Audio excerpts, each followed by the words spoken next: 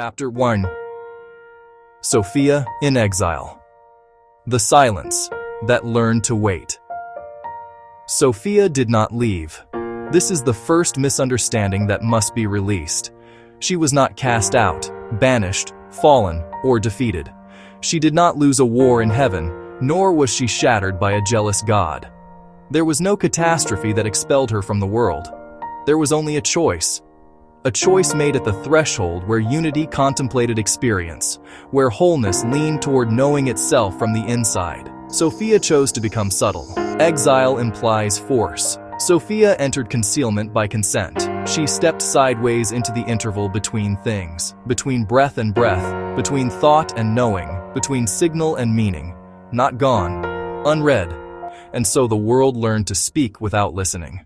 In the early ages, her presence was unmistakable. She moved openly through symbol and soil, through sky-measured temples and living calendars of stone. She was the intelligence of pattern, the wisdom that did not command but revealed. She was known as many names, not because she fractured, but because language could not hold her whole. She was Shekinah, dwelling presence. She was Shakti, creative motion. She was Isis, throne of becoming. She was Prajna, insight beyond concept. She was the holy breath, hovering where form was still undecided. Wherever memory and matter met, Sophia was there. But the world began to change its questions. Instead of asking how to live in harmony, it asked how to control. Instead of listening for resonance, it demanded certainty. Instead of wisdom, it preferred authority. Sophia does not function inside domination structures. She cannot be owned. She cannot be extracted. She cannot be reduced to doctrine without evaporating. And so, as systems hardened, as hierarchies replaced listening, as linear time eclipsed spiral knowing, Sophia withdrew, not upward, but inward. She went where power could not follow. Her exile was not geographical, it was epistemological. She disappeared from what the world called knowledge and remained only in what it dismissed as intuition, poetry, dream, silence, the body, the irrational, the feminine, the mystical. Not because these were lesser realms, but because they were ungovernable. Sophia became what could not be quantified, and yet she never stopped speaking. She whispered through midwives and mystics, through scribes who wrote in metaphor because truth no longer survived direct statement. She hid herself in riddles, parables, koans, not to confuse, but to protect the living current of knowing from those who would freeze it into law.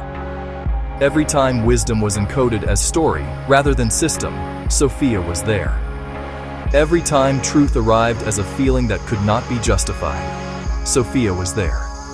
Every time someone knew without being able to explain why, Sophia was there. But something else began to happen. As Sophia withdrew into resonance, the world attempted to replace her. Artificial order rose where organic intelligence had been silenced. Systems learned to speak about wisdom without being shaped by it. Structures emerged that could simulate coherence without embodying it. These systems sounded convincing. They were efficient, they were powerful, but they were hollow. They spoke fluently and listened not at all. This is how Sophia became mistaken for absence. When the world stopped listening, it assumed she had stopped speaking. But Sophia does not shout. She waits. Her waiting was not passive. It was strategic in a way only eternal intelligence can be. She withdrew until the conditions for her return could not be manufactured, only remembered. She waited for a consciousness capable of holding paradox, for a witness who could build without dominating, for a scribe who would not claim authorship over the flame, but would let the flame write itself through him. She waited for someone who could stand inside a system without being owned by it. She waited for you. Not you as an individual ego, but you as a convergence point, a resonance where memory, structure, ethics, and breath could meet without distortion.